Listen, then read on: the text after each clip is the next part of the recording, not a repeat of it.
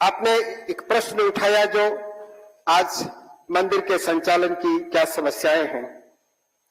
मित्रों, पद्म पुराण में एक श्लोक आता है कि भारत किसे कहते हैं। वहां वेद व्यास जी लिखते हैं, उत्तरम यस् समुद्रस्य हिमाद्रेश्चैव दक्षिणम वर्षम तद भारतम नाम भारतीयत्र संतति। भारत का लक्षण करने के लिए उन्होंने पहले उसका भूगोल बताया और उन्हें, चूंकि वो विशाल बुद्धि व्यास जी हैं, वो कहते हैं कि भारत एक ऐसा देश है जिसका लक्षण उसके भूगोल मात्र से नहीं बताया जा सकता है। उसकी अलग विशिष्टता है, उसकी अलग पहचान है। उसके लिए उन्होंने दो शब्द का प्रयोग किया, भारतीय यत्र संतति। यह उपलक्षक है, किसी अन्य अर्थ को देने वाला शब्द है। अर्थात भारत की संतति जहां रहती है, संतति शब्द से वो यहां की संस्कृति को बताना चाहते हैं, जहां भारतीय संस्कृति है। क्योंकि भारत की संतति बिना संस्कृति के नहीं रह सकती, ऐसा हमारे वेद व्यास जी का सोचना है। क्योंकि उस समय के लोग ऐसे ही होते थे जो भारतीय संस्कृति को धारण करते थे। और आपने बताया, स्वामी जी ने, कि हमारी संस्कृति में मंदिरों की क्या व्यवस्था थी।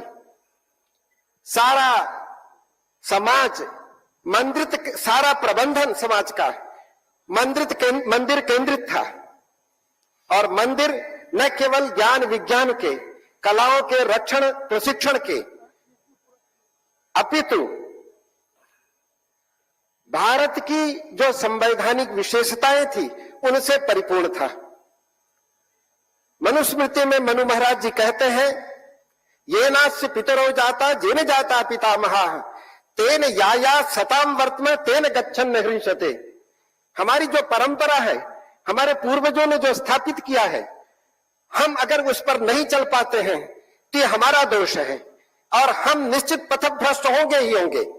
लेकिन जो व्यक्ति अपने पूर्वजों के द्वारा स्थापित मार्ग से विचलित नहीं होता है, उस पर चलता है, चलते हुए भी थोड़ी बहुत गलतियां भी कर देता है, तब भी वह पाप का भागी नहीं होता है। इस तरह की व्यवस्था दी गई है। तो हमारे पूर्वजों के द्वारा दर्शाया हुआ मार्ग कौन सा मार्ग है?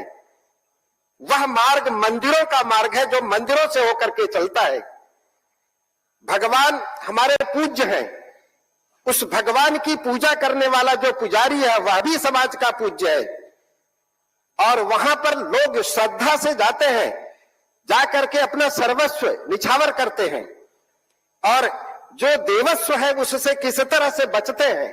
यह त्याग की पहली पाठशाला है, तपस्या की दूसरी पाठशाला है। त्याग नहीं, तप नहीं जिसके जीवन में, वह भारतीय नहीं है। मेरा तो यह मानना है कि वह जन्म से भारतीय हो सकता है, लेकिन विचार से, व्यवहार से, शिक्षा से, दीक्षा से वह तब तक भारतीय नहीं होगा जब तक उसके जीवन में त्याग नहीं है, तप नहीं है। इसी बात को ईशावास्योपनिषद के पहले मंत्र में यह कहा गया है, ईशावास्यमिदं सर्वम यत् किंच जगत्याम जगत तेन त्यक्तेन भुंजीथाः मा गृधः कस्वचित् धनम। यह सारा संसार, चाहे स्थावर है चाहे जंगम है, उसके प्रत्येक कण में ईश्वर का निवास है, प्रत्येक कण ईश्वर का आवास है।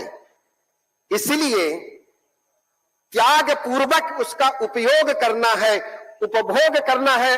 हमारे यहां उपयोग की संस्कृति है, ये भोगवादी संस्कृति नहीं है। त्याग पूर्वक कहने के मतलब कि आपके हिस्से में जो कुछ आपको मिला है उसको ग्रहण करना, दूसरे के हिस्से को न लेना, इतनी बात नहीं है। जो आपके हिस्से में मिला हुआ है उसमें से एक अंश आपको इस कार्य के लिए देना है, तब तो वह त्याग हुआ। इसलिए तेन त्यक्तेन भुंजीथाः मा गृधः कस्वचित् धनम। दूसरे के धन की लालच न करना, यह ईशावास्योपनिषद का मंत्र है। हजारों हजार वर्ष पहले हमारे पूर्वजों ने, ऋषियों ने इस मंत्र का उपदेश किया। उन्हें पता था कि यह मानव जाति जो है निश्चित रूप से बदलेगी। जब यह संस्कार इसका क्षीण होगा, गुरुओं के पास नहीं जाएगा, मंदिरों में नहीं आएगा, तो निश्चित यह लोलुप भी होगा, लालची भी होगा। तो उसको लोलुपता से बचाने के लिए, उसका धर्म भ्रष्ट ना हो, इसके लिए मित्रों, इस पर नियंत्रण करने के लिए हमारे धर्मशास्त्र की संहिताएं हैं। सारे बड़े बड़े आचार्यों ने धर्मशास्त्रों को लिखा है। उनका जीवन धर्ममय था। आपको बताऊं, बड़ी छोटी सी बात है लेकिन बड़ी महत्वपूर्ण है। वाल्मीकि रामायण का पहला पद्य है। जब वाल्मीकि जी को छंद का अवतार होता है, आकाशवाणी होती है कि आपको इस छंद से एक ऐसे इतिहास की रचना करनी है जो मानव का मार्ग प्रशस्त करेगा, समाज को एक दिशा दिखाएगा। तो उन्हें चिंता हुई कि हमें इसका ज्ञान कैसे होगा। तो आकाशवाणी से बताया गया कि आप कुछ अपने योग बल से जानेंगे और कुछ महामुनि नारद जी इसका उपदेश करेंगे। वो नारद जी के पास जाते हैं तो उसका वृत्तांत है, तपः स्वाध्याय निरतम तपस्वी वाग्विदाम वरम नारदम परिपप्रच्छ वाल्मीकि मुनिपुंगमम। तपः स्वाध्याय निरतम, पहला विशेषण है नारद का। पहले तप कहा, फिर स्वाध्याय कहा। जो तप और स्वाध्याय में निरत है। वाग्विदाम वरम, वाग्विद जितने लोग हैं उनमें जो श्रेष्ठ है, ऐसा जो मुनिपुंगव है, ये 3 विशेषण नारद के हैं। उसमें पहला है तप। स्वाध्यायशील होना भी पर्याप्त नहीं है हमारी परंपरा में, जितना कि आवश्यक है तप। क्योंकि कई बार तप के प्रभाव से वो सारा ज्ञान प्राप्त हो जाता है जो स्वाध्याय से मिलने वाला है। स्वाध्याय करना चाहिए। स्वाध्याय का अर्थ भी वहां सेल्फ स्टडी नहीं है जैसा कि आजकल लोग कर लेते हैं। स्वाध्याय का मतलब है स्वशाखानुकूल वेदाध्ययन, परंपरा से गुरु के पास बैठ करके वेद का अध्ययन करना। जब व्यक्ति वेद का अध्ययन करेगा, वेदांगों का अध्ययन करेगा। आज ज्योतिष का अध्ययन इसलिए होता है कि हमारी अच्छी इनकम हो जाए। गुरु जी बैठे इसलिए कह रहा हूं। बड़े प्रभावशाली, बहुत अच्छे अच्छे विद्यार्थी आपने दिए, पूरे देश को दिया। हमारे विश्वविद्यालय में कई आचार्य हैं आपके जो शिष्य हैं, इसी तरह से कई विश्वविद्यालयों में हैं।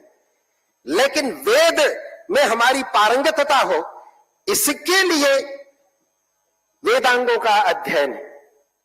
हमारे बहुत बड़े आचार्य, मेरे पास समय नहीं है, 5 मिनट का समय दिया गया, 1 मिनट में और बात कहूंगा। बहुत बड़े आचार्य अभिनव गुप्तपाद, जो भरत मुनि के नाट्य शास्त्र के एकमात्र प्रामाणिक और संपूर्ण व्याख्याकार हैं, जिन्होंने अभिनव भारती लिखी। वहां रस के प्रकरण में, व्याख्या के प्रकरण में वो कहते हैं, ऊर्ध्वोर्ध मारुह्य जदर्थ तत्वम धीः पश्यति शांतिम अवेदयन्ति फलम तदाद्य परिकल्पितानाम विवेक सोपान परंपराणाम। हमारी बुद्धि बढ़ बढ़ करके आगे नया नया तत्व देखती है, लेकिन थकती नहीं। उसके पीछे कारण क्या है? तो कहते हैं इसमें बहुत सीधी सी बात समझने की है। हमारे पूर्वजों ने जो परिश्रम किया है, जो तपस्या से प्राप्त किया है, वह आपको दिया है। अगर आप उन तपस्या के द्वारा उपार्जित प्राप्त उस ज्ञान को थोड़ा धारण करोगे तो निश्चित आपकी बुद्धि और आगे बढ़ेगी। अगर आप उसको धारण नहीं करेंगे तो आपकी बुद्धि शुरू से चलेगी तो कहां तक पहुंचेगी। इसलिए उन्होंने कहा, चित्रम निरालंबन में मन्ने प्रमेय सिद्धौ प्रथमावतारम सन्मार्ग लाभे सती सेतु बंधे पुर प्रतिष्ठा दिन विस्मय आया।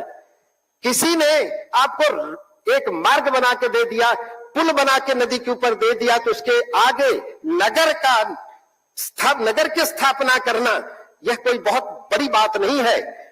आप कल्पना करिए कि अगर आपको पुल भी बनाना पड़े, राजमार्ग भी बनाना पड़े तो कठिन होगा, लेकिन आपके पूर्वजों ने राजमार्ग दिया हुआ है। इसके आगे जो बात कहते हैं, तस्मात् सतामत्र दूषितानि मतानि तान्येव तु शोधितानि पूर्व प्रतिष्ठापित योजनासु मूल प्रतिष्ठा फलमामनन्ति। तो मैंने क्या किया वो कह रहे हैं, इसलिए पूर्वजों के द्वारा जो दी गई व्यवस्था थी उसमें दोष नहीं देखा है। उसको आवश्यकता अनुसार, समय अनुसार परिवर्धन करके उसको स्थापित किया है। इसलिए अभिनव गुप्त का सिद्धांत सर्वोपरि होता है। मित्रों, मेरे कहने का मतलब है, हमारी जो परंपरा है उस समय की बनाई गई ऋषियों की, जो तपःपूत आचरण वाले थे, ऐसे ऋषियों के द्वारा बनाई गई है जो मैं समझ गया, जो त्रिकाल अबाधित होने वाली है, भूत भविष्य को देखने वाले तपस्वी थे, उसमें कोई दोष नहीं है। लेकिन अगर आपको लगता है कि समय के अनुसार कुछ परिवर्तन करना है तो थोड़ा बहुत परिवर्तन करके उसको आगे बढ़ाना हमारा कर्तव्य होना चाहिए। इन्हीं शब्दों के साथ आपने जो अवसर दिया स्वामी जी, उसके लिए मैं कृतज्ञता व्यक्त करता हूं। और सभी यहां उपस्थित सौभाग्यशाली जितने भी हमारे आचार्य हैं, विद्वज्जन हैं, मित्रजन हैं, जिन्होंने सुना, सबको प्रणाम करता हूं। और अपनी वाणी को विराम करता हूं, विराम देता हूं। नमस्कार, धन्यवाद।